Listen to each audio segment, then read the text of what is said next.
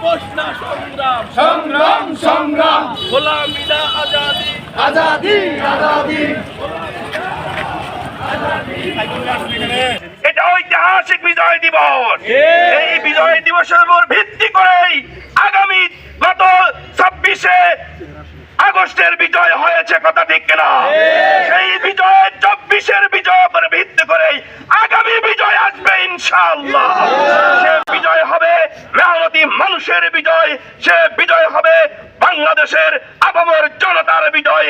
সেই বিজয় অর্জনের লক্ষ্যে আমাদের সর্বাত্মক আন্দোলন চালিয়ে যেতে হবে ইনশাআল্লাহ। এই প্রচেষ্টা রেখে সকলকে আন্তরিক মোবারকবাদ, ধন্যবাদ জানিয়ে আমি আমার বক্তব্য এখানে শেষ করছি। ধন্যবাদ সকলকে। সংগ্রামী ভূঁইয়াপুরবাসী, আজকে এই বিজয় দিবসে আমাদের মাঝে উপস্থিত রয়েছেন জেলা সেক্রেটারি মাওলানা হুমায়ুন কবির সহ উপজেলার নেতৃবৃন্দ। আমরা বাংলাদেশ জামাত ইসলামী 1971 সালে যে বিজয় অর্জন হয়েছে, এই বিজয় জামাত ইসলাম ধারণ করি। আমরা শহীদদের রক্ত সম্মান করি। প্রত্যেকটা শহীদের রক্ত কণিকা আগুনের অগ্নিশিখা হয়ে বাংলাদেশ ফ্যাসিবাদ মুক্ত করবে। জামাত ইসলামী প্রত্যেকটা নেতা কর্মী আমরা স্বাধীনতাকে ধারণ করি, শহীদদেরকে সম্মান করি।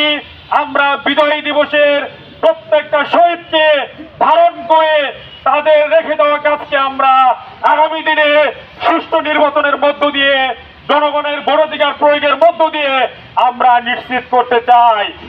দিবসকে উপলক্ষে সামনে রেখে তোমার শাহী দরবারে হাত বাড়িয়েছি। তুমি আমাদের সকলে মোনাজাত কবুল করে নাও। এ দেশ এবং জাতিকে কবুল করে নাও। এ দেশের মাটিকে তুমি কবুল করে নাও। স্বাধীন সার্বভৌম রাষ্ট্র হিসাবে তুমি কবুল করে নাও।